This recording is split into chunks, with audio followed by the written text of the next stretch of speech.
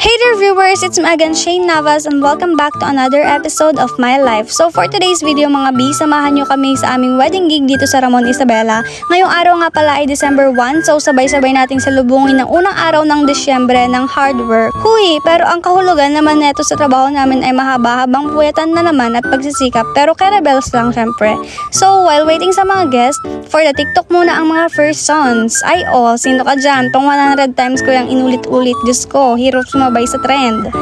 So, fast forward muna tayo sa mga nangyari today. Pwede nyo nga palang panoorin yung live namin sa Facebook kung gusto nyo mapanood yung mga nangyari sa event. Yun na nga, so after nga ng event, naglakad-lakad muna kami para tignan yung pailaw dito sa bayan ng Ramon since malapit lang yung venue namin doon.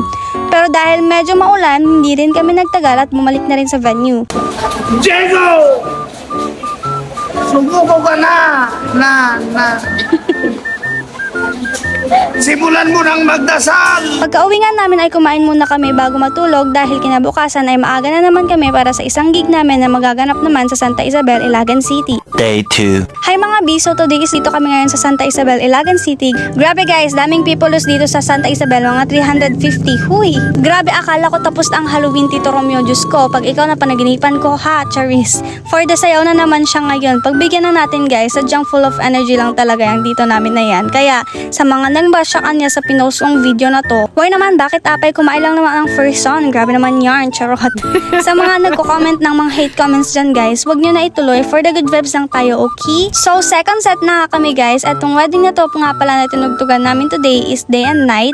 Natapos kami kanina ng 3pm, tapos tinuloy namin ng 7pm. Shoutout nga pala sa cute na batang ito na mas magaling pang sumayaw sa amin. Grabe naman ang first song. So syempre dahil estudyante pa rin ako, kahit nasa tugtugan, isingit gumawa ng activity aneng, di pwedeng hindi, babagsak akes. Shoutout nga pala kay tatay na lumapit sa akin sa tugtugan. Salamat po sa suporta at laging pagnood ng aming mga videos. Sabi ni tatay, lagi daw niya kami pinapanood sa wifi. Huy!